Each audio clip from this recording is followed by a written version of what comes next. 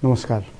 आदरणीय बुवा आमा, दिदीबहिनी तथा दाजुभाइहरू, म आज एक अत्यन्त संवेदनशील घडीमा तपाईहरू सामु उपस्थित भएको छु। केही दिन अघि सुनसरीको देवानगञ्ज, सिराहा लगायतका स्थानमा भएको दुःखद घटना र त्यसपछि केही जिल्लाहरूमा उत्पन्न अशान्त वातावरणलाई लिएर नेपाल सरकार पूर्ण रूपमा गम्भीर र संवेदनशील छ। यस दुःखद घटनामा परि निधन हुनुभएका हाम्रा नागरिकहरू जयप्रकाश मेहता, ओम प्रकाश मेहता र गणेश यादवप्रति म भावपूर्ण श्रद्धाञ्जली अर्पण गर्दछु। साथै शोक सन्तप्त परिवारजनहरूमा नेपाल सरकारका तर्फबाट गहिरो संवेदना व्यक्त गर्दछु। घटनामा परि घाइते हुनुभएका सम्पूर्ण नागरिकहरूको शीघ्र स्वास्थ्य लाभको कामना गर्दछु। घाइतेहरूको उपचारमा कुनै पनि प्रकारको कमी वा ढिलाइ हुन नदिन सम्बन्धित स्वास्थ्य निकायहरूलाई स्पष्ट निर्देशन दिइसकिएको छ।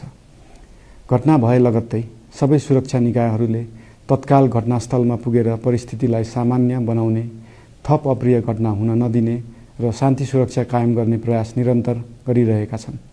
घटनाको निष्पक्ष छानबिन गरी दोषीलाई कडा कानुनी कारबाही गर्न गृह मन्त्रालयले छानबिन समिति गठन गरिसकेको छ। म सबैमा विश्वास दिलाउन चाहन्छु कि यो छानबिन पूर्ण रूपमा निष्पक्ष र पारदर्शी हुनेछ।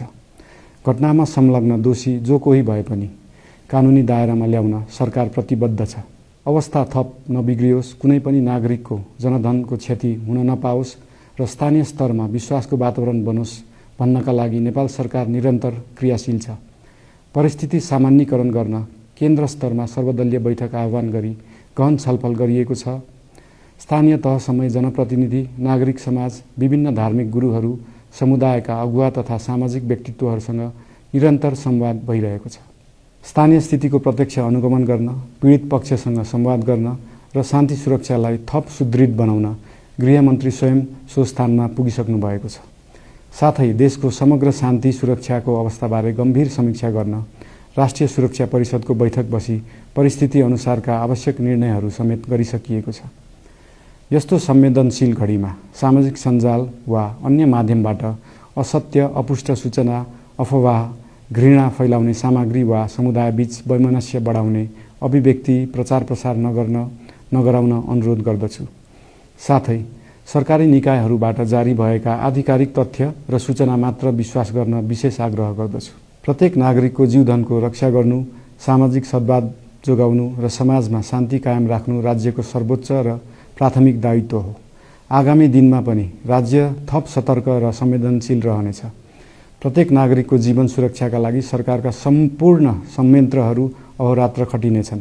शान्ति सुरक्षा भङ्ग गर्ने, अराजकता फैलाउने वा हाम्रो सदियौं पुरानो सामाजिक सद्भाव, सहिष्णुता र भाइचारा खलबलाउने कुनै पनि क्रियाकलापप्रति सरकार पूर्ण रूपमा सचेत छ र यस गतिविधिमाथि कडा कदम चालिनेछन्।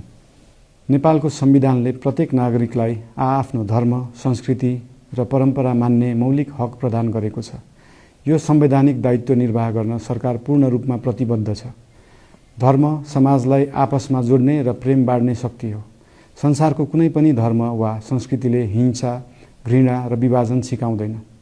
सबै धर्मको मूल सार करुणा, दया, प्रेम र शान्ति नै हो। देशको कुनै एक स्थानमा भएको अनपेक्षित र दुःखद घटनालाई लिएर कुनै सिङ्गो समुदायलाई आरोपित गर्नु र देशका अन्य भूभागमा समेत त्यसको प्रतिशोधको आगो फैलाउनु कुनै पनि दृष्टिकोणबाट न्यायोचित वा न्यायसङ्गत हुन सक्दैन। आदरणीय बुवा आमा, दिदीबहिनी तथा दाजुभाइहरू, हाम्रो इतिहास साक्षी छ कठिनभन्दा कठिन र अप्ठ्यारो परिस्थितिमा पनि आपसी एकता, सहिष्णुता र विवेक नै हाम्रो सबैभन्दा ठूलो शक्ति बनेका छन्। हामी सबैले जिम्मेवार नागरिकको भूमिका निर्वाह गर्दै यो सुन्दर र शान्त नेपाली आकाशमा मडारिएको अशान्तिको बादल हटाउनु पर्नेछ। हम आम नागरिक, नागरिक समाज, धार्मिक समुदाय, सब आदरणीय अगुवा, सब राजनीतिक दल आ जिम्मेवार संचार के माध्यम सबके धैर्यता आ संयमता अपना के शांति, सद्भाव, भाईचारा आ राष्ट्रीय एकता कायम राख के लेल सरकार के तरफ से हार्दिक अपील कर रहल छी। धन्यवाद।